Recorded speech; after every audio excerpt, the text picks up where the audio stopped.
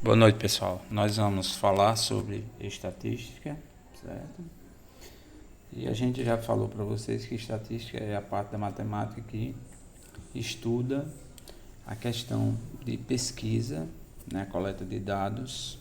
A questão é relevante a entender como as coisas estão acontecendo, pois esses dados vão servir justamente para isso. Eles são coletados, estudados e mostram algum tipo de relevância à nossa realidade que possa contribuir de forma a uma ação possa ser tomada, coisa parecida. Agora nós estamos tendo isso.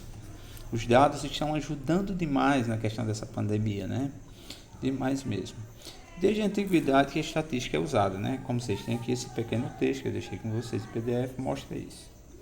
Bom, nessa introdução a gente vai falar um pouco da história, aqui falando da história, da estatística, que é assim como as outras ciências, está presente na humanidade desde os princípios e sempre foi usada de forma contundente. Aqui tem até exemplo de um gráfico que mostra, né, ao contrário que se diz, né, que mulher no trânsito é perigo, né, mostra aqui que as mulheres são mais seguras ao volante.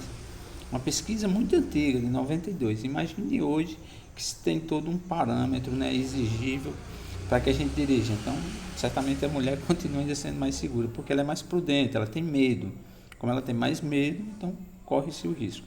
Claro que a gente não vai levar aos arroubos de juventude, né? Então, nós tivemos aqui desde o início, só para voltar um pouquinho para a gente ver, então a gente já começou a mostrar gráfico, né? Vocês viram que começou a mostrar gráfico já, que é uma tendência de estatística, porque sempre mostra valores crescentes. Aqui, por exemplo, a gente tem um gráfico onde tem a batida dos carros, gráficos em colunas, né? Mostrando dois valores, e o gráfico em círculos, né? Então aqui em colunas, né? E aqui em círculos, ó, chamado pizza. Aí aqui a gente já tem outra parte, colunas, linhas, barras, né? Considera barras ou acumulativos, né? Que a gente vai ver que é como se fosse pizzas em cima de uma outra. E esse aqui é o gráfico de pizza ou gráfico de setores, né? Que fica dividido em fatias. Percebam que a gente tem colunas verticais e tem esse outro aqui com a questão das colunas, desculpa, as colunas horizontais. Aqui as colunas verticais de novo, né?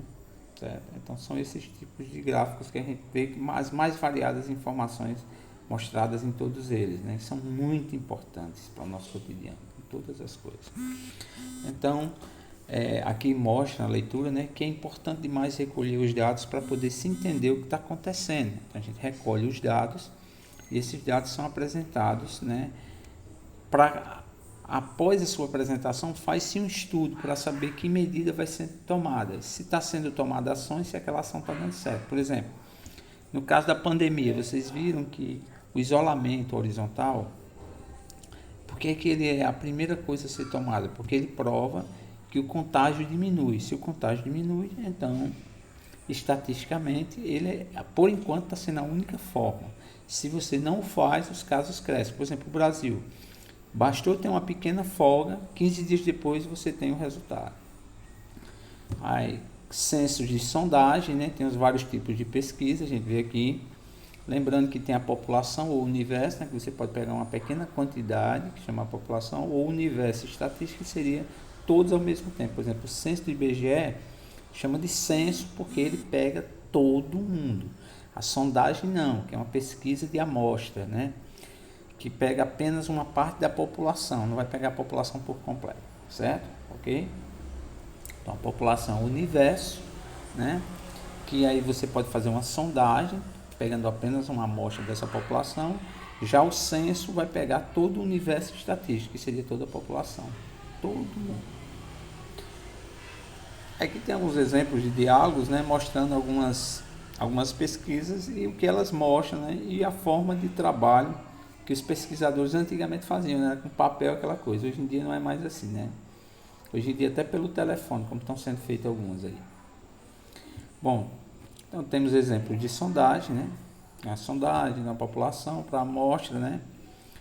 Feita em lugares, a questão de intenção de voto para eleições, né? para saber a dimensão e aí vai. Lembrando que essa amostra é uma parte da população, não é a população completa, aí seria o universo, né? Seria o censo pega todo o universo, ou seja, toda a população. Já a amostra, que é uma pesquisa de intenção, né?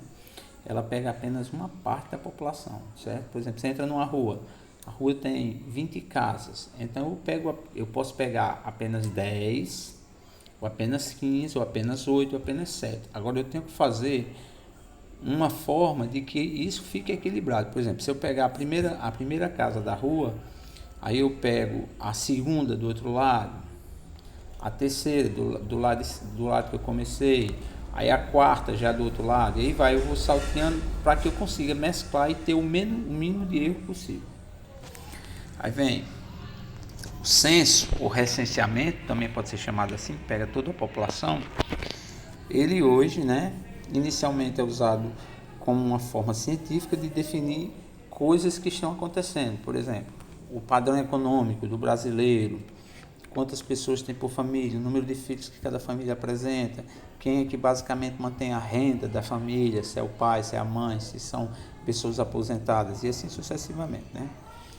Com essa questão da pandemia, a gente está vendo que a escola virtual, né, ela está trabalhando com isso e a maneira virtual também, até a questão do uso do telefone. Bom, aqui tem um papo falando sobre a questão da importância da estatística, né? E aí a gente vem para fatores, né? Porque o que é mais importante da estatística que eu falei para vocês são as medidas de tendência central. Mas tem algumas coisas que são importantes vocês conhecerem. Por exemplo, as variáveis estatísticas, né? As variáveis ou dados estatísticos e dados estatísticos. As variáveis, elas são chamadas de dois tipos, as quantitativas e as qualitativas, né? Certo? A qualitativa, ela é chamada de, aliás, a quantitativa, ela pode ser discreta ou contínua. Discreta, sempre que apresenta valores inteiros, por exemplo, o número de filhos, não pode ser 2,5 filhos ou 1,3 filhos, tem que ser 2 filhos ou 1 filho, ou nenhum filho, 0 filho, ou 4 filhos, tem que ser sempre um número inteiro. Já contínua não, você sobe uma balança, por exemplo, você pode dizer que sua massa é 73,5 quilos, ou seja, números que são justamente quebrados, como a gente diz popular. Então, contínuo são valores com vírgula, né? Valores quebrados, e a discreta são apenas valores inteiros. Já a questão da qualitativa, ela leva duas relações em comum. O que é? Ela leva em conta o que nós chamamos de... aqui tem alguns exemplos, raça, desporto, favoritivo, sexo, né? Que ela vai levar em conta a questão do universo, da qualidade que não tem ordem, da qualidade que a gente chama de qualidade. Deixa eu voltar aqui para mostrar a vocês. Pronto.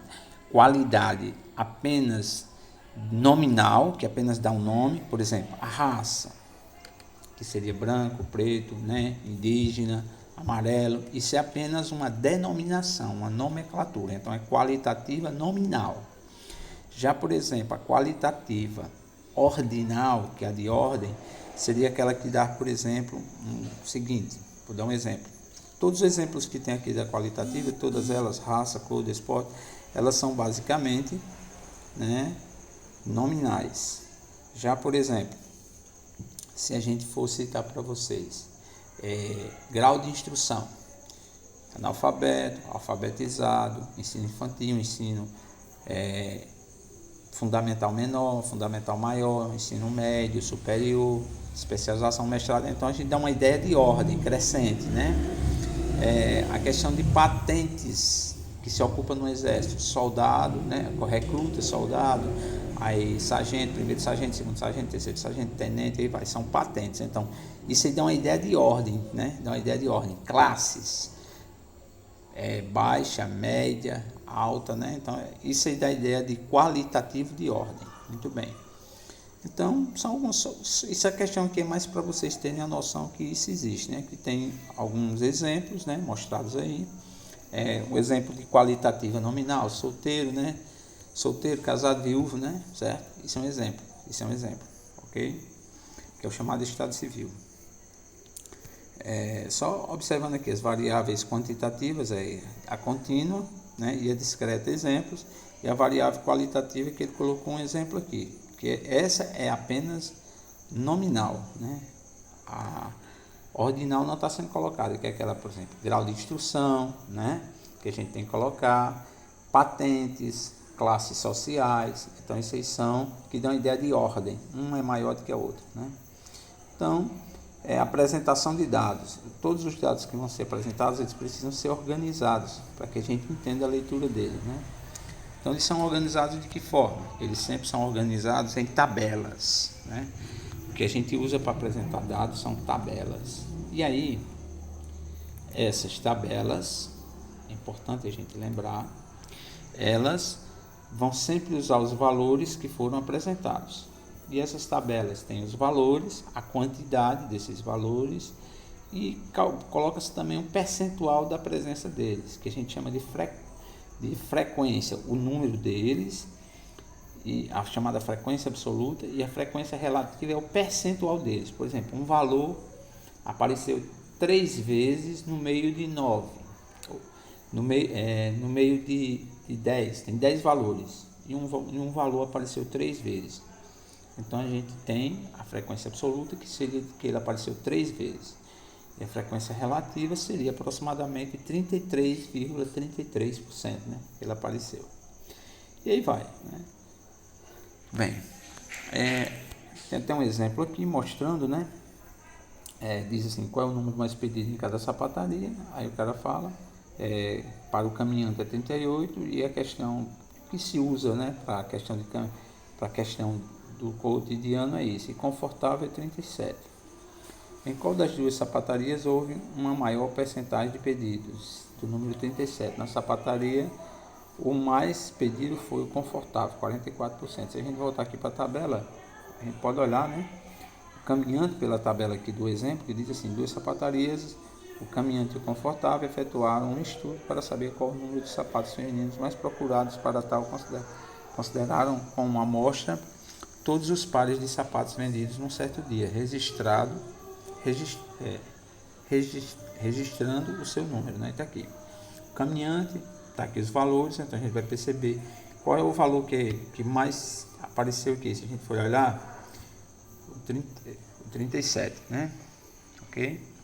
E o confortável, né? Justamente o número que apareceu.